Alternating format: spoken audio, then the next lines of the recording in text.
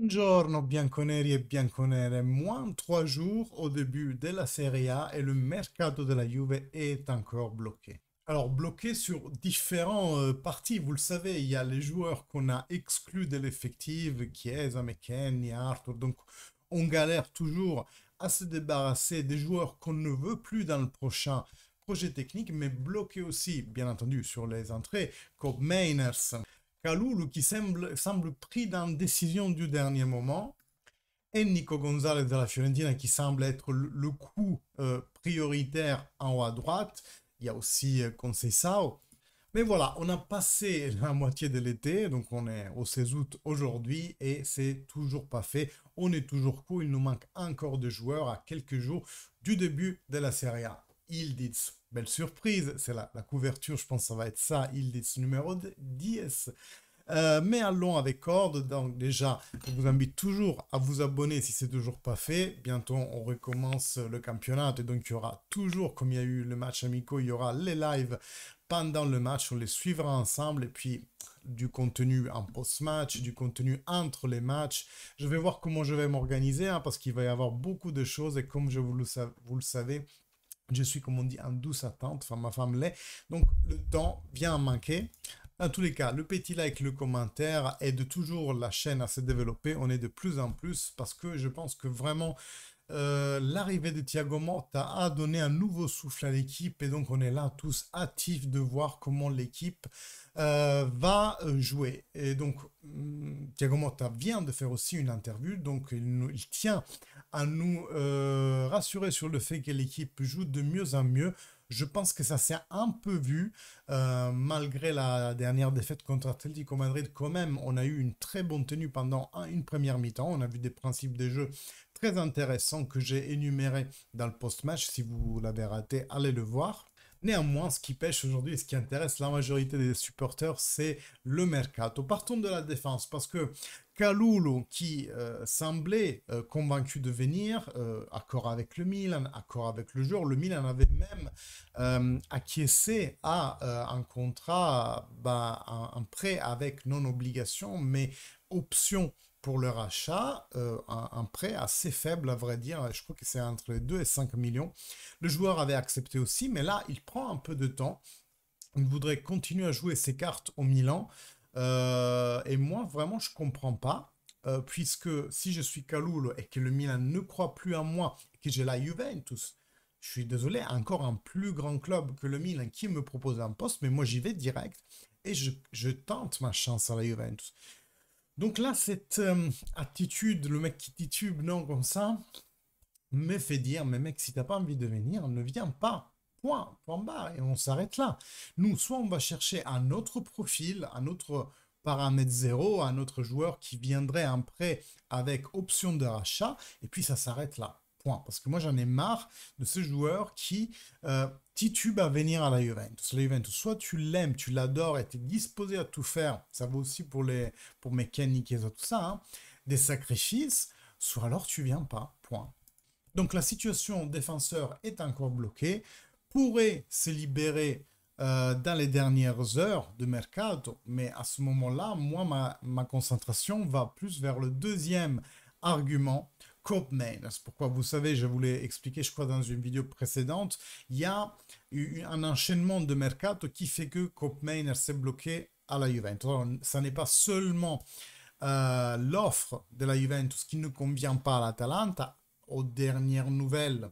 Donc c'était une offre de 50 millions plus des bonus pour arriver à 54-55. Aujourd'hui, Romeo Agressi part aussi, l'intermédiaire de Fabrizio Romano, nous dit que la Juventus a relancé avec une offre de 53 en fixe plus 7 enfin, 52, pardon, plus 7 pour arriver à 59, vous voyez, à un seul million de celle qui était la requête initiale de l'Atalanta, et l'Atalanta n'a toujours pas accepté. Mais ce n'est pas que un problème de sous, c'est aussi un problème qu'ils ne trouvent pas de remplaçant, ou mieux, O'Reilly qui vise pour remplacer Cobb Mainers, c'est une négociation qui leur prend aussi beaucoup de temps, et de l'autre côté, il y a tout l'enchaînement qui devrait bien coller pour que Koopmeiners arrive à la Juventus. Quant à l'offre de la Juventus, mon opinion, et je vous prie de me donner la vôtre, c'est que je suis vraiment fatigué qu'en termes de achat, on colle toujours ou presque toujours aux requêtes de l'équipe en face. Et quand c'est nous qui vendons, eh bien, pareil, on colle aux requêtes en face, on baisse les prix. On baisse les prix quand on vend et on monte les prix quand on achète.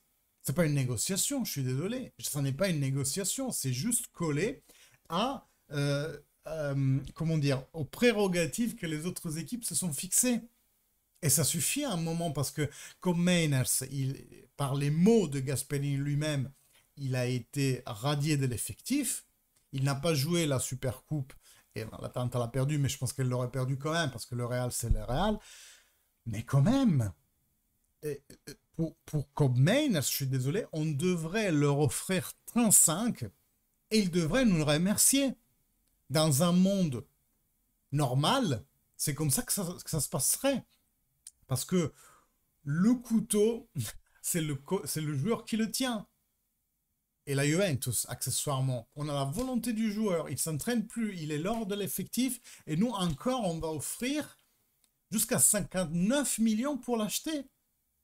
Ben non, en fait, moi je ferais un truc très simple. D'ici la fin du mercato, il reste quoi? 2 semaines.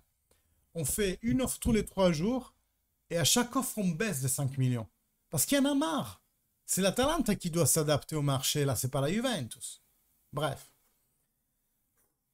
Allez, passons au troisième disons, axe de cette vidéo, qui va être l'externe. Et parce que c'est là que je vous disais, il y a, disons, une chaîne de mercato qui se met en place. Oh, Gudmundsson va quitter le Genova, effectivement, pour arriver à la Fiorentina, ce qui devrait libérer Nico Gonzalez. Et donc, la Fiorentina pourrait nous céder Nico. Il y a aussi encore un intérêt fort pour Conceição, mais cette fois sous la formule plutôt d'un prêt avec obligation de rachat.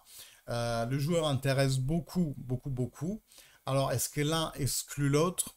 Aujourd'hui, je me sens de dire non, pas forcément, parce qu'il nous faudrait quand même 2 externes pour donner un peu du repli à Ildiz d'un côté, Wea et Nico Gonzalez de l'autre. Moi, en l'occurrence, je pense qu'on va avoir Ildiz d'un côté et Nico Gonzalez un titulaire de l'autre. Et après, il y a 2 remplaçants, c'est Wea et ça pourrait être Conceição.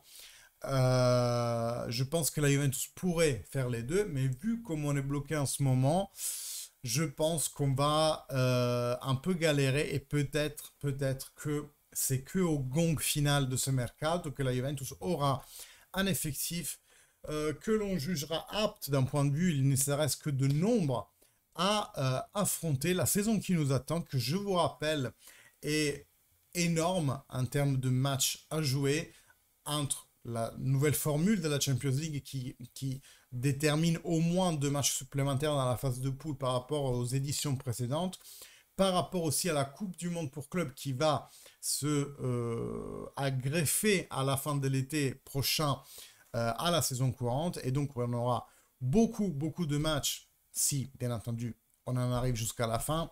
Mais l'effectif est très, très court. Considérant aussi qu'il y a une histoire des listes, bien entendu, comme dans tous les ans, les équipes doivent inscrire pour chaque compétition les joueurs dans des listes qui sont, vous le savez, fixes, et où il y a juste un petit nombre en plus, un surplus qu'on peut avoir par rapport au CTA, les joueurs grandis dans l'association, donc en Italie, pour faire bref, et les CTP, Club Train Player, CTP, oui, pour les joueurs que l'on a cultivés dans notre vivier. Donc, minute passée, Juventus encore bloqué sur le mercato. On espère qu'il y aura des coups d'accélérateur prochainement. Parlons maintenant vite fait de Ildiz parce que aujourd'hui devrait être la journée où il signera son renouvellement de contrat. Vous savez que ça a bloqué parce que la Juventus voulait donner contre les 300 millions d'euros qu'il perçoit aujourd'hui. Il voulait monter, non, 300 000, pardon, 300 millions, même pas CR7. Les 300 000 qu'il a aujourd'hui au cachet, ben, il prévoyait de le monter à 1 million, donc de ne pas tout de suite aller vers des chiffres trop hauts qui pourraient faire monter la tête aux joueurs trop vite. On a un joueur qui certes a un potentiel, mais qui a besoin aussi de cultiver ce potentiel, de ne pas se disperser et de rester concentré sur ses prestations sportives. Et donc la Juventus veut lui faire ce chemin de façon graduelle. Cette année, tu prends 1 million, l'année prochaine peut-être déjà 3. On peut renouveler très bien dans un an pour lui proposer 3. Aujourd'hui, il n'y a pas encore de news par rapport au compromis que le joueur et les clubs ont trouvé. Moi, je m'attends quand même à quelque chose entre les 1 million que proposait la Juventus et les 3 qui demandaient les joueurs. Pourquoi? Parce que tout simplement, il y a déjà un effectif de joueurs qui perçoivent plus qu'un million. Et donc, je peux aussi comprendre du point de vue d'Yıldız qui pourrait se dire, mais pourquoi Cambias, vous lui donnez 2 millions et moi qui suis le joueur central, vous me donnez la numéro 10, vous voudriez me donner 1 million. Ce raisonnement, je peux le comprendre, mais je comprends encore plus la Juventus quand elle dit attention, gamin, il faut que tu fasses un parcours graduel et donc le salaire qui va avec. Donc, on aura Kenan Yıldız numéro 10 la saison prochaine et c'est vraiment un plaisir. Vraiment, j'ai vraiment beaucoup de plaisir en voyant cette news parce que ces derniers jours ont été un peu tendus en ce qui concerne le renouvellement. Ça avait l'air même de ne plus se faire du tout. Et aujourd'hui, on a la confirmation par plusieurs sources que Kenan Yıldız va porter le maillot numéro 10. Donc j'ai hâte de m'amuser avec vous. Ben déjà, je vous donne rendez-vous à lundi prochain pour le direct, le live match de la Juventus. Donc n'hésitez pas à vous abonner si c'est toujours pas fait. Comme ça, vous recevrez, si vous activez la petite cloche, la notification du live. N'hésitez pas non plus à liker, commenter, parce que vous le savez, c'est vos interactions qui font grandir la chaîne. YouTube proposera ainsi la vidéo à un plus grand nombre de supporters de la Juventus et la communauté va continuer à grandir. Moi, en attendant, je vous salue, je vous dis bientôt pour d'autres vidéos et fino alla fine, forza Juve. Ciao!